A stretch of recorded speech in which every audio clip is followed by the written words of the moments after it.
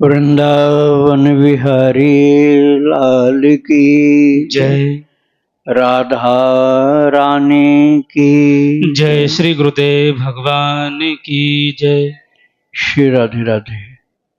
भक्ति प्रश्नोत्तरी कार्यक्रम प्रारंभ किया जा रहा है। आइए हम भक्ति संबंधित प्रश्नों को श्रवण करें।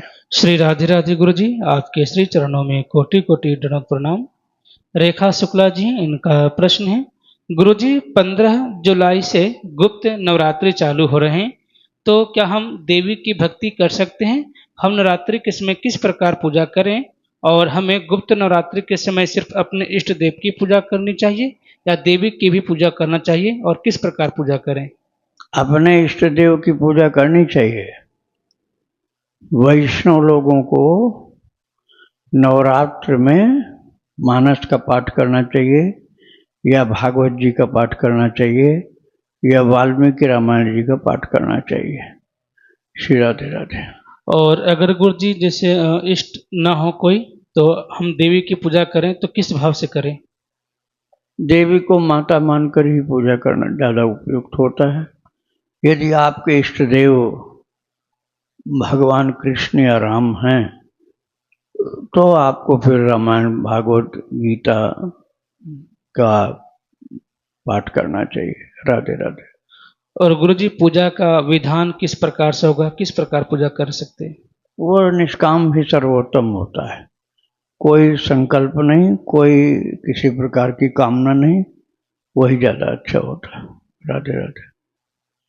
रजत जी हैं, इनका प्रश्न है, अनुभव होते हैं तो बताने का दिल करता है, शुरू शुरू में बता भी देता था तो अनुभव रुक जाते थे, फिर कंट्रोल करना शुरू किया तो अहम आने लगा अनुभव का, फिर धर्मपत्नी को थोड़ा बताया तो उनका भी इंटरेस्ट जगा, अब वो भी साधना में बैठती हैं, नियम बना लिए हैं उसने भी, पर हम दोनों अनुभव शेयर कर लेते हैं एक दूसरे से। हमें तो इससे फायदा होता है कि एक तो दिमाग पर भार नहीं पड़ता, दूसरा एक दूसरे के अनुभव सुनकर इष्ट से शिकायत करते हैं कि उसको ये अनुभव दिया, मुझे क्यों नहीं, मुझे भी दो। एक दूसरे को अनुभव बताना क्या गलत तो नहीं है? नहीं, आपस में बता देने में गलत नहीं है, लेकिन पब्लिक को बताओगे, अपनी बात को प्रशंसा के रूप में लोगों के सम्मुख रखोगे कि हमारी प्रशंसा हो, हम अच्छे साधक हैं, वो गलत है। और आप पति पत्नी एक दूसरे को बताते हैं तो उसमें गलत नहीं होगा। भगवान ने कुछ गुप्त कह रखा हो कि ये गुप्त है तो नहीं बताना चाहिए। श्री राधे राधे। इनका आखिरी प्रश्न है, नाम जप करने बैठते हैं तो कई बार ऐसा होता है कि दरबार पहुंच जाते हैं, इष्ट के सामने जाकर दर्शन करते हैं जी भर भर के, दरबार की घड़ी के टाइम के हिसाब से 15 मिनट खड़े रहते हैं, माथा टेक कर निकलते हैं, दरबार से बाहर आते हैं, ध्यान टूटता है तो घर की घड़ी में देखते हैं तो 4-5 मिनट ही हुए होते हैं। ऐसे ही कई बार दरबार पहुंचते हैं, ध्यान में भीड़ में धक्के खा के 1 मिनट के दर्शन करते हैं, बाहर आ जाते हैं और घड़ी देखते हैं तो 15 मिनट हो जाते हैं। ये क्या माया है गुरुदेव? हाँ, माया भगवान की मान लो तो कल्याणकारी है, और भगवान की नहीं मानोगे तो माया कल्याणकारी नहीं होती, बंधनकारक होती है। श्री राधे राधे। अंकुर यादव जी हैं, इनका प्रश्न है, जब हम कोई कार्य करते हैं या किसी से बात करते हैं तो नाम स्मरण छूट जाता है, ऐसी स्थिति कैसे प्राप्त हो कि एक क्षण के लिए भी नाम न छूटे? नाम स्मरण न छूटने के लिए आपको भक्त चरित्र प्रतिदिन सुनना चाहिए। भक्त चरित्र सुनेंगे तभी स्मरण, भजन, भक्ति निरंतरता को प्राप्त होगी। अब बिना भक्त चरित्र श्रवण किए इसमें बाधा बहुत होती है, और निरंतरता नहीं आती, और अधिक नहीं होता, बहुत कम कम होता है। श्री राधे राधे। नरेश जी हैं, इनका प्रश्न है, मैं शरणागत हूँ, श्री जी की कृपा से थोड़ा नाम जप भी करता हूँ, मैं अपने दोषों को जानते हुए भी कम क्यों नहीं कर पा रहा हूँ, मन की मलिनता कैसे दूर हो, कृपया मार्गदर्शन करें। भगवान हमको देख रहे हैं, बस इतना रखो। भगवान हमको देख रहे हैं, भगवान हमको देख रहे हैं। इस बात को निरंतर थोड़ी थोड़ी देर में बोलते रहो। प्रभु हमको देख रहे हैं, ऐसा कहते रहने से मन की मलिनता दूर होती है। राधे राधे। सुनील पटेल जी हैं, इनका प्रश्न है, महाराज जी संकल्प कैसे लिया जाता है, उसकी विधि अर्थात शब्द क्या होते हैं? जो संत महात्मा लेते हैं, उदाहरण के लिए मैं अमुक अमुक यह संकल्प लेता हूँ, अगर मैं मन वचन कर्म से ईश्वर की शरणागत रहा, जीवन भर मैंने भक्ति की हो कि यह मेरा कार्य संपन्न हो, ऐसा कुछ बोलते हैं। मुझे याद नहीं क्या कहा जाता है, कैसे कहा जाता है, क्या विधि है, कृपया आप बता दीजिए। मैं कई साल से साधना कर रहा हूँ, लेकिन मेरा एक भी कार्य संपन्न नहीं हो पा रहा है। वह ईश्वर के अनुग्रह से होगा, आप लिखकर बता दीजिए, क्योंकि मैं आप तक आ नहीं सकता हूँ, क्योंकि मेरा शरीर कुछ बीमारियों से ग्रसित है। आप इस दास पर कृपा करें तो महान कृपा होगी। श्री राधे राधे।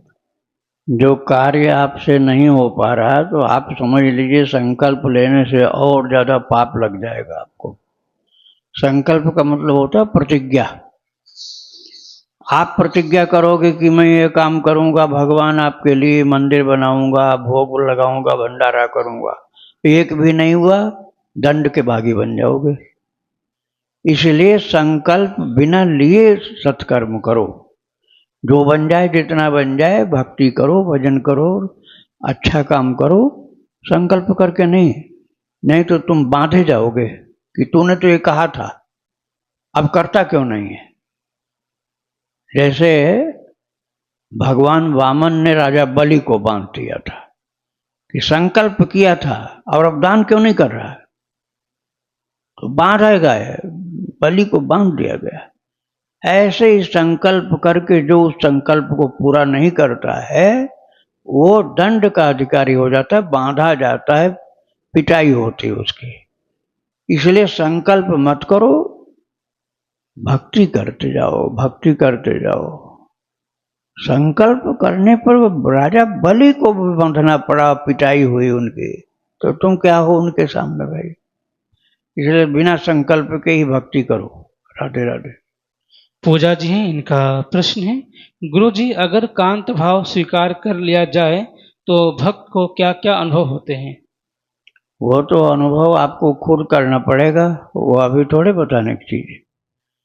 जैसे कोई कन्या का विवाह हो, अब विवाह होने के पहले वो पूछे कि मेरा जब विवाह होगा पति के साथ रहने पर क्या क्या अनुभव होगा, तो ये बताने की बात नहीं है, अब खुद अनुभव करने की बात है। आपको जो अनुभव होगा आप खुद जान जाओगे। अब आप पहले से जानना चाहते हो तो वो तो बेवकूफ़ी की बात है। राधे राधे।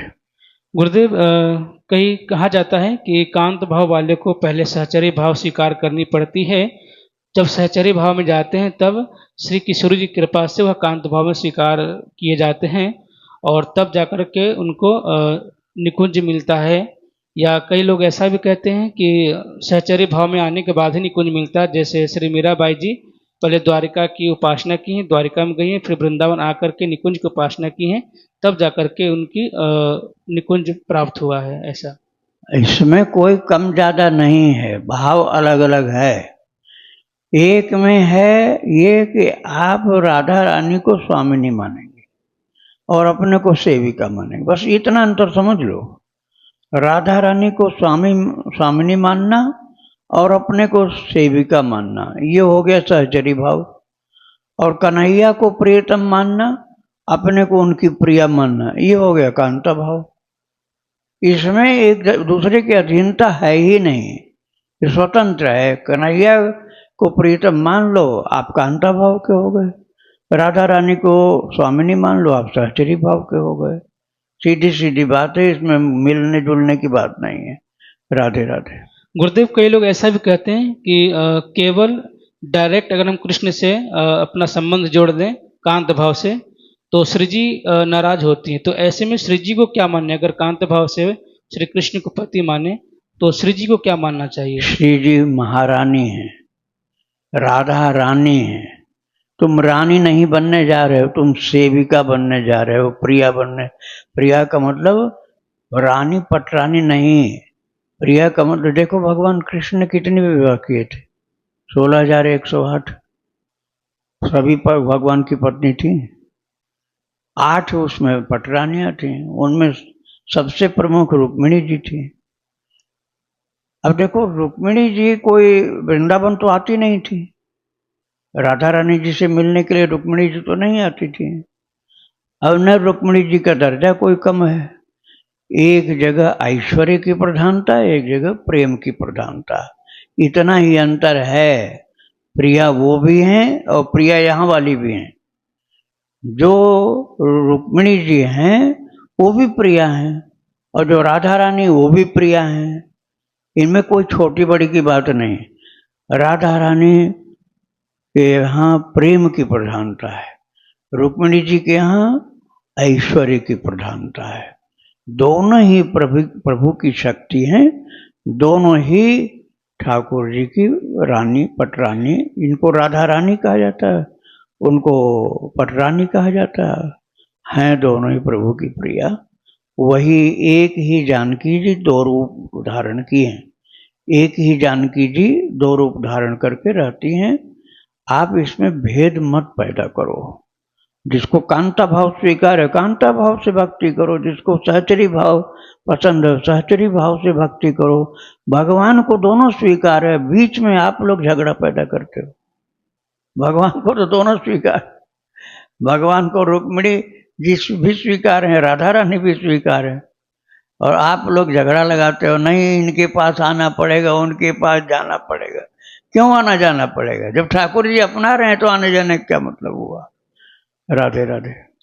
योगेश त्रिपाठी जी, इनका प्रश्न है, गुरुदेव आपके द्वारा अनेकों बार प्रश्नों के उत्तर में गोपाल सहस्त्र नाम स्तोत्रम की महिमा सुनी है। गुरुदेव क्या बिना किसी संकल्प या इच्छा इसका पाठ कर सकते हैं? इसका संपूर्ण पाठ 142 स्तोत्र का है या फलादेश के साथ 168 स्तोत्र करना चाहिए? आप शुरू में महात्म्य है, भूमिका है, बाद में महात्म्य है। एक बार करना है तो पूरा पाठ करो, और कई बार करना है तो जो 1000 नाम हैं केवल उन्हीं का पाठ हर बार किया जाएगा। महात्म्य और भूमिका केवल एक ही बार की जाएगी। राधे राधे। खुशी जी हैं, इनका प्रश्न है, क्या भगवान के महान प्रेमी भक्त हमेशा से ही ऐसे थे या कई जन्मों के बाद वे ऐसे बनते हैं? कैसे बनते हैं ऐसा कुछ लिखा हुआ नहीं है। कई तरह के होते हैं। देखो, गर्ग संहिता में इसका वर्णन है। गर्ग संहिता में लिखा हुआ है, जो ऐसे थे त्रेता युग के मुनि लोग, जो जंगल में सीताराम जी और लक्ष्मण जी का दर्शन करते थे, तो जानकी जी प्रभु के चरणों को सेवा करती थी, तो उन लोगों के मन में होता था कि हम भी भगवान राम जी के चरणों की सेवा करें। तो उनको भगवान ने कहा कि अगले अवतार में तुम गोपी बन जाना। तो ऐसी भी गोपियां थीं जो पिछले जन्म की ऋषि की भावना से युक्त थी। ऋषि थे लेकिन उनके अंदर गोपी वाला भाव था। और कुछ ऐसी थी जो गोलोक से आई हुई थी, और कुछ ऐसी थी जो भगवान राम जी ने यज्ञ किए थे, तो जिन जिन यज्ञों में जानकी जी नहीं थी, वन में थी, तो सोने की प्रतिमा बनाई गई थी। तो सोने की प्रतिमा हर यज्ञ में अलग बनती थी, और उसको जब एक कक्ष में रखा गया, एक दिन भगवान राम गए तो सब प्राण प्रतिष्ठित थी, इसलिए सब बोलने लग गए कि आपने यज्ञ के समय में तो हमको अपने बगल में बैठाया, अब हमको यहाँ एक कक्ष में बैठा दिया है, तो हम आपकी सेवा में कब रहेंगे फिर? तो भगवान ने कहा, जब मेरा कृष्ण अवतार होगा तब तुम हे जानकी की स्वर्ण प्रतिमाओं, तुम सब गोपी बन करके वहां विराजमान हो जाना। तो ये जानकी जी की ही अलग अलग स्वरूप थी, कोई ऋषि की स्वरूपा थी, कोई वेद की मंत्र थी, और कोई संत भी थे जो अपनी भक्ति के द्वारा भजन करते करते गोपी का पद प्राप्त कर लिए थे। तो सभी एक जैसे नहीं थे, अलग अलग प्रकार के थे। राधे राधे। इनका दूसरा प्रश्न है, प्रेमी भक्तों का चरित्र सुनकर लगता है कि वे कितने महान थे, इसलिए उन्हें भगवान मिले, और हम तो उनके जैसे बिल्कुल ही नहीं हैं, इसलिए निराशा होने लगती है कि भगवत प्राप्ति कैसे होगी। कृपया मार्गदर्शन करें कि हम अपनी श्रद्धा कैसे इतनी मजबूत करें कि भगवान हमें अवश्य मिले। भागवत प्राप्ति नहीं, भगवत प्रेम की प्राप्ति। भगवान की प्राप्ति दुर्योधन को भी हुई थी। एक बार भी भगवान की भक्ति नहीं किया, न प्रेम किया और न सेवा किया। उनको कह रहे बंदी बना लो इस ग्वाले को, पकड़ ले इसको। अब बताओ ऐसी प्राप्ति से क्या फायदा होगा कि भगवान की सेवा करने की जगह भगवान को उल्टा सीधा गंदा बोलोगे, वो परेशान करोगे। शकुनी को भी भगवान मिले थे, दुर्योधन को मिले, धृतराष्ट्र को मिले, लेकिन ये प्रेमी एक भी नहीं थे। दो और विदुरानी माता, विदुर जी और विदुरानी माता इतने प्रेमी थे कि भगवान बिन बुलाए भागे हुए उनके घर चले गए और वहां जाकर के रूखा सूखा खाकर संतुष्ट हो गए। और इन्होंने खूब मेवे पकवान खिलाना चाहे, एक भी नहीं खाया भगवान ने। तो आप प्रेमी बनो प्रभु के, भगवान प्राप्त होंगे। और आपके अंदर प्रेम नहीं हुआ तो तुम भगवान को भी डांट के भगा दोगे और कह दोगे ऐसे बहुरूपिया बहुत देखे हैं हमने, हम नहीं मानते कि तुम भगवान हो, पहले अपना कार्ड दिखलाओ कि तुम भगवान हो। भगवान को भी भगवान नहीं मानोगे। प्रेम होगा तो कल्याण हो जाएगा, नहीं तो संशय ही बना रहेगा। राधे राधे। सुजाता जी हैं, इनका प्रश्न है, गुरुदेव मेरी निष्ठा कथा श्रवण में है, नाम जप आसन पर बैठ कर के नहीं हो पाता है, लेकिन कथा में मन को आनंद आता है। गुरुदेव क्या करें कि नाम जप तेजी से और अनवरत चलता रहे। कथा के प्रेम के द्वारा परीक्षित का उद्धार हो गया, आदर्श और प्रमाण है वो। 7 दिन निरंतर कथा सुनने पर राजा परीक्षित को भगवत धाम की प्राप्ति हो गई। कथा में आपको आनंद आ रहा है तो कोई साधारण बात नहीं, ये विशेष कृपा भगवान की है जो आपको भगवत कथा से प्रेम है। तो राम की कथा, भगवान कृष्ण की कथा, ये संपूर्ण साधन है। यदि आपको महाराज अम्बरीश की तरह से, परीक्षित की तरह से, राजा पृथु की तरह से भगवान की कथा में प्रेम है तो केवल श्रवण मात्र से ही संपूर्ण कल्याण हो जाएगा, सब कुछ प्राप्त हो जाएगा। राधे राधे। इनका दूसरा प्रश्न है, गुरुदेव मेरी निष्ठा समस्त संतों में है, सब में बहुत सम्मान है। मेरी बहन कहती है कि सिर्फ अपने गुरुदेव को सुनो, और मेरे गुरुदेव कहते हैं कि संत सब में गुरुदेव हैं। तो एक भक्त की गुरु निष्ठा कैसे पुष्ट हो। गुरु निष्ठा आप दीक्षा मंत्र तक मानो। गुरुदेव ने आपको दीक्षा मंत्र जो दिया है, अब आप वो नहीं जपते, कहते अरे इससे ज़्यादा वो गुरु जी का मंत्र ज़्यादा अच्छा है, वो करेंगे, तो आपकी गुरु निष्ठा बेकार हो गई, है ही नहीं। लेकिन यदि कहीं उपदेश सुनने को मिलता है, कथा सुनने को मिलती है, तो उसको सुनने से आपकी गुरु निष्ठा नहीं बिगड़ती। गुरु निष्ठा बिगड़ती है गुरुदेव के द्वारा दिए गए मंत्र को न जप करके अपने मन से कुछ घटाओ कुछ बढ़ाओ। नहीं, ये शुद्ध नहीं है, इतना और जोड़ना चाहिए। गुरुजी महाराज ने सोचा नहीं, कुछ गड़बड़ कर दिया है, फिर वो ज़्यादा बढ़िया गुरुजी हैं, उनकी बात मानेंगे। अब इन गुरुजी का जप नहीं करेंगे, उन गुरुजी के मंत्र को जप करेंगे, ऐसा भ्रष्ट होता है व्यक्ति। गुरुनिष्ठ की जगह भ्रष्ट होता है। जो दीक्षा लिया एक गुरु से, उनका जप न करके दूसरी जगह फिर दीक्षा लेने जाता रहता है। निष्ठा गुरु की यही है कि जो मंत्र मिला वो जप करो। कथा श्रवण करना, सत्संग करना, ये आप कई जगह से प्राप्त कर सकते हो। राधे राधे। आशुतोष जी हैं, इनका प्रश्न है, गुरुदेव मैं निगूरा हूँ, किसी संप्रदाय से दीक्षा नहीं ली है, अभी तक संप्रदायों के प्रति समान श्रद्धा भाव रखता हूँ। आप संतों की असीम कृपा से थोड़ा मानसिक नाम जप ही कर पाता हूँ। क्या ऐसे निगुरा बने रहने के बाद भी मेरा उद्धार संभव है। आपके अंदर यदि श्रद्धा है तो आप भक्ति भगवान के नाम की प्रारंभ कर दीजिए बिना दीक्षा के। सीताराम सीताराम सीताराम सीताराम, राधे श्याम राधे श्याम राधे श्याम राधे श्याम। ये जपने में कोई दीक्षा लेने की जरूरत नहीं है, बिना दीक्षा के ये जपिए आप। और यही जपते जपते गाते गाते कीर्तन करते करते ठाकुर जी आपको इस लायक बना देंगे कि आपको गुरु दीक्षा प्राप्त हो जाएगी, निगुरे आप नहीं रहोगे। राधे राधे। इनका दूसरा प्रश्न है, पूज्य गुरुदेव, मैं पान का शौकीन हूँ, पान नहीं छोड़ पा रहा हूँ। जब पान छोड़कर जप करता हूँ तो चंचलता की वजह से ध्यान पान पर ही बना रहता है। पान खाने के बाद मुंह बंद करके मानसिक रूप से नाम जप चलता रहता है। वैसे तो यह ठीक लगता है, लेकिन शास्त्र के अनुसार यह गलत है। बहुत उलझन होती है इस हरकत से। क्या ऐसे में नाम जप चलता है तो कहीं पाप तो नहीं हो रहा? देखो, यदि आप पान में तंबाकू भी खाते हो तब तो बिल्कुल भ्रष्ट काम है। तंबाकू तो बहुत गंदी चीज है, बिल्कुल गलत है यदि आप तंबाकू उसमें डाल के खाते हो तो।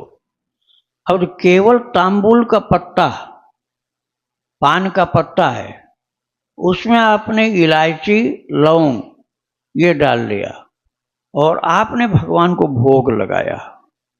भगवान का भोग जब लग गया, उसमें नारियल जो गरी होती है वो बारीक कसी हुई आप डाल सकते हो, बारीक गरी, और इलायची के दाने और लौंग के टुकड़े, ये पान के पत्ता में हो, भगवान को भोग लगा हुआ हो, तो उसमें से छोटा सा प्रसाद, प्रसाद की बुद्धि से, ऐसा नहीं कि पूरा बीड़ा हमको चाहिए, उसको बांट दो, सब भक्तों को बांट दो कि भगवान का प्रसाद है, लेकिन उसमें कोई मसाला नहीं होना चाहिए, न तो उसमें तंबाकू होनी चाहिए, न उसको मीठा बनाने का, न नशा बनाने की कोई चीज होनी चाहिए।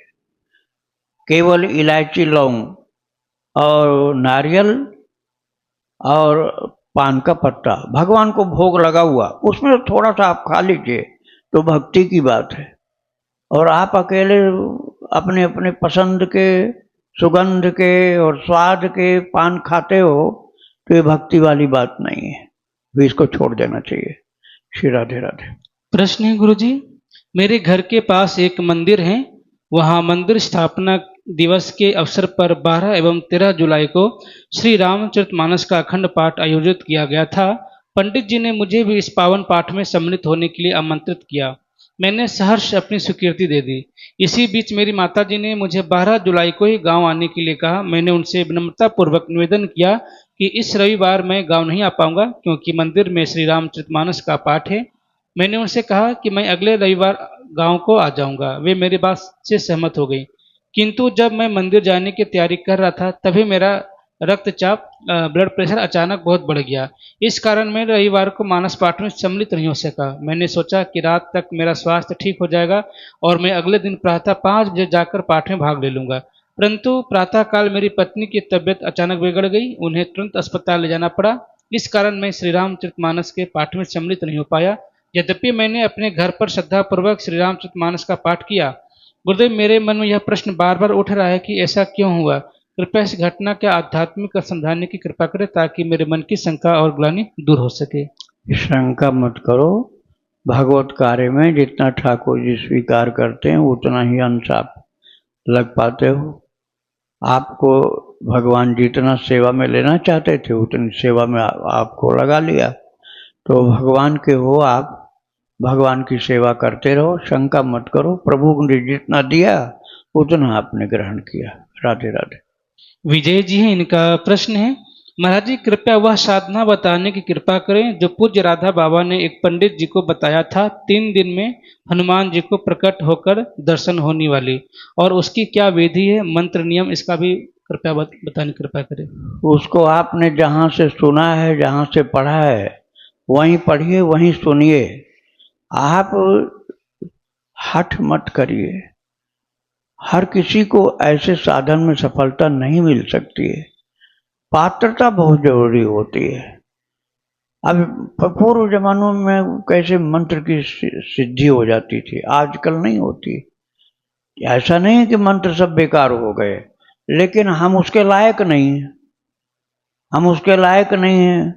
अब गायत्री मंत्र लोग जपते हैं, गायत्री मंत्र के अनुसार पात्रता नहीं, तो गायत्री मंत्र की शक्ति नहीं प्रकट होती है। तो सीधा सीधा भगवान का नाम जप करो, भगवान से प्रेम करो, भगवान के चरित्र सुनो, भगवान के भक्तों का चरित्र सुनो, उसी से कल्याण होगा।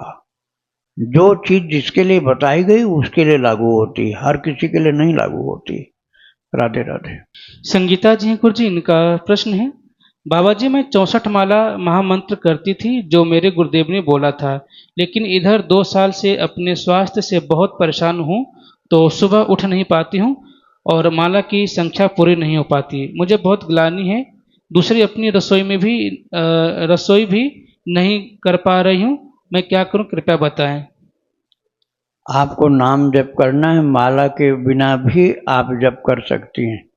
जैसे आप भोजन बना रही हैं तो आपका हाथ लगा हुआ भोजन के कार्य में, तो आप माला उस समय तो नहीं चला सकते, लेकिन मुंह तो चल सकता है। जीभ का अभ्यास बढ़ाइए, जीभ का अभ्यास बढ़ाओ। जीभ का अभ्यास बढ़ाते बढ़ाते ऐसी स्थिति में पहुंच जाओ कि आप भगवान के नाम को रसोई घर में भी किसी से बात मत करो, सीताराम सीताराम सीताराम सीताराम गाते रहो और रसोई बनाते रहो। बिना माला के ही आपका जप हो जाएगा। ऐसा करने से दोनों कार्य हो जाएगा, रसोई भी बन गई, भजन भी हो गया। राधे राधे। इनका दूसरा प्रश्न है गुरु जी, गुरुदेव मुझे बस हरिनाम मिला है, कोई गुरु मंत्र नहीं मिला है। मुझे आप आशीर्वाद दें कि मेरी राधे श्याम सुंदर के लिए प्रेम और भक्ति बढ़े। हरिनाम भी मंत्र ही मानिए जो गुरुदेव ने दिया है। गुरुदेव ने जो आपको नाम दिया है तो नाम को ही मंत्र जैसे आदर के साथ जपना चाहिए। गुरु महाराज के दिए हुए नाम को मंत्र ही माना जाता है। राधे राधे। शैलेश जी हैं गुरु जी, इनका प्रश्न है, मेरे शरीर की पत्नी का वृंदावन आना हुआ था। मेरे ऐसे कौन से पाप हैं जो मैं आज तक वृंदावन आ ही नहीं सका। मैं 3 साल से नाम जप कर रहा हूँ, क्या मेरे भाग्य में वृंदावन दर्शन नहीं होगा। राधा रानी मुझे कब बुलाएंगे वृंदावन दर्शन के लिए, मैं तड़प रहा हूँ, बहुत ज़्यादा रोना आता है। मेरी पत्नी को तो ठाकुर जी राधा रानी बुला लेते, मैं नहीं आ पाता हूँ। तो आपको जो रोना आ रहा है ना वृंदावन आने के लिए, तो इससे आपका मानसिक धामवास हो रहा है। शरीर से नहीं हो रहा है, लेकिन मन से हो रहा है। मन से धामवास आपका चल रहा है। नहीं तो भगवान के धाम में आने के लिए आंसू नहीं आते। आंसू आने का मतलब हुआ कि मानसिक धामवास चल रहा है, और मानसिक धामवास की महिमा भी धामवास के बराबर ही होती है। इसलिए आप निश्चिंत रहो, भक्ति करते रहो। राधे राधे। प्रश्न है गुरु जी, गुरुदेव सुबह उठने पर जल पीने का अभ्यास है। महापुरुषों से सुना है कि सर्वप्रथम चरणामृत का ही सेवन करना चाहिए, तो सुबह जल के गिलास में 1 या 2 बूंद गंगा जल डाल देते हैं। एक जगह पढ़ा था कि गंगा जी का सेवन स्नान के बाद ही करना चाहिए, तो कृपया मार्गदर्शन करें कि ऐसे में मुझे क्या करना चाहिए। आप चरणामृत जो है या गंगा जल जो है उसको पान कर सकते हैं। अरे प्रभु का नाम बोलते बोलते पान करो, बस केवल इतनी सी बात है। सीताराम सीताराम सीताराम बोल रहे हो, थोड़ा थोड़ा गंगा जल मुंह में डाल दिया, कोई दोष नहीं लगेगा। राधे राधे। वृंदावन बिहारी लाल की जय। राधा रानी की जय श्री गुरुदेव भगवान की जय। श्री राधे राधे।